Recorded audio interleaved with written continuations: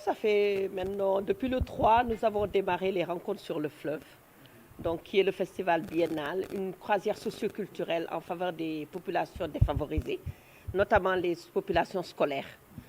Donc depuis 16 ans maintenant, nous en sommes à la 9e édition. Nous remontons le fleuve Sénégal pour apporter des dons de livres, des dons de matériel médical, des dons de matériel didactique. Donc tout ce que nous pouvons amener avec nous, nous l'amenons au grand bonheur des populations scolaires.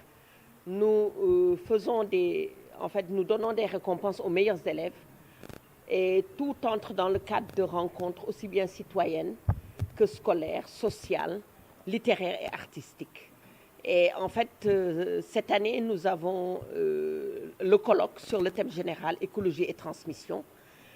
Nous avons des trophées, dont le trophée du gouverneur, parce que les élèves ont fait un concours à Kolda et à Saint-Louis. Et nous avons 2 trophées du gouverneur et 3 accessites. Nous avons aussi donné des récompenses, et je pense que nous allons donner demain des récompenses aux élèves de Saint-Louis. Mais surtout, nous avons fait, aménager la place publique Nord, parce que nous avions déjà en 2018 mis des bancs dans un matériel biologique. Et cette année, nous avons essayé de faire davantage pour rendre ce cadre positif pour les populations. Bien sûr, il y a une fresque et tout, parce que nous avons parmi nous des écrivains, des artistes plasticiens. Nous avons parmi nous aussi des ferronniers d'art. Nous avons parmi nous, en règle générale, ce que j'appelle les artisans d'art.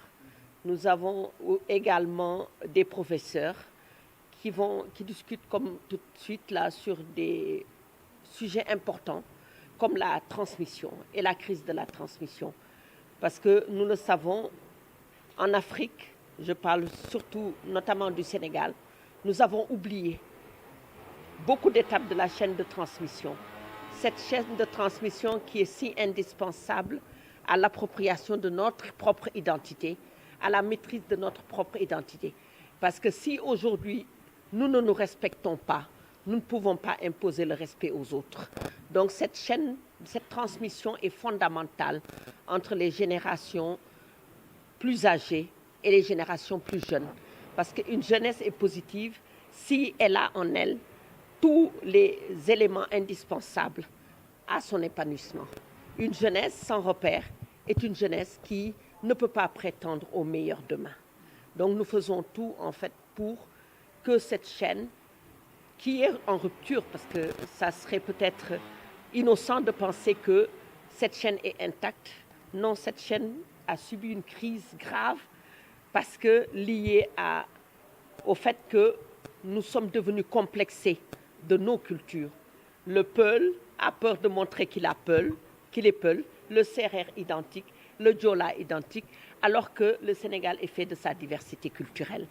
Un pays où ni chrétiens ni musulmans ne se posent de problème. Un pays où les Djola, les Sérères, les Peuls vivent ensemble, c'est le plus beau cadeau et le plus grand message de tolérance que nous pouvons donner au monde. Parce que l'Afrique a sa partition à jouer dans l'histoire du monde. L'Afrique n'est pas en marge de l'histoire du monde. L'Afrique est au cœur de l'histoire du monde par son humanisme.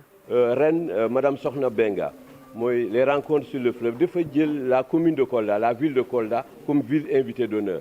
Loolu neex suñu maire mooy El Hadj Mamadou Diaw Mamboy moo ñu yëbal ñu ñëw fi représenter la ville de Kolda mu nekk la ville invitée d'honneur. Bu ñu ñëwee fi vraiment teranga bi rëy na ñu ngi gërëm madame Sokhna Benga, mais surtout dañu ñëw ci domaine culture. Am na benn troupe de théâtre boo xam ne troupe bu rëy la ak professeur Sadik Sall. Am na également suñu cosaan ñun waa Kolda waa Fuladu mooy Riti kooku suñu benn mag suñu benn paa bu tudd Bobo Balde moom moo ñëw di def liggéey bi. Tey ci suba def nañu benn rencontre ak élèves ñu nekk lycée Thierno Omar Foutiyou Tall foofu waxtaan naa ci littérature sénégalaise mais surtout littérature Kolda. waa Kolda commencé nañu bind depuis les années 74 ba léegi loolu am na solo torop te waxtaan na ak élèves yi loolu lu ma kontaan. waaw jigéen Kolda mooy vraiment jigéen ñoo xam ne dañu nekk ci dañu am rôle bu important ci mbiru lu ñu wax jigéenu la femme rurale laa bëggoon wax.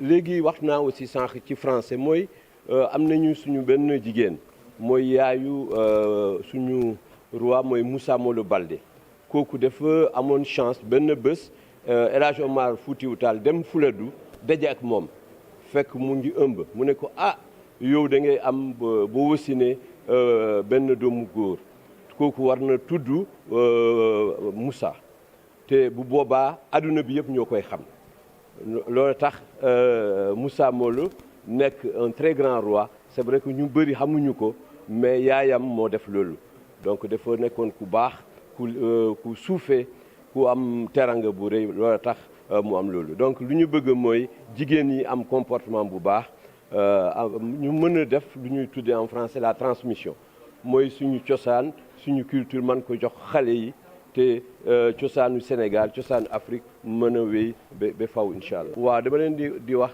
ñu bañ a topp tubaab yi nañu topp suñu culture lu président Senghor daan wax suñu négritude suñu cosaan di topp aussi suñu diine yi mooy mën nga nekk catholique wala nga nekk musulman mais en tout cas loolu la ñu fekk ci suñu maam yi ñu continuer ko.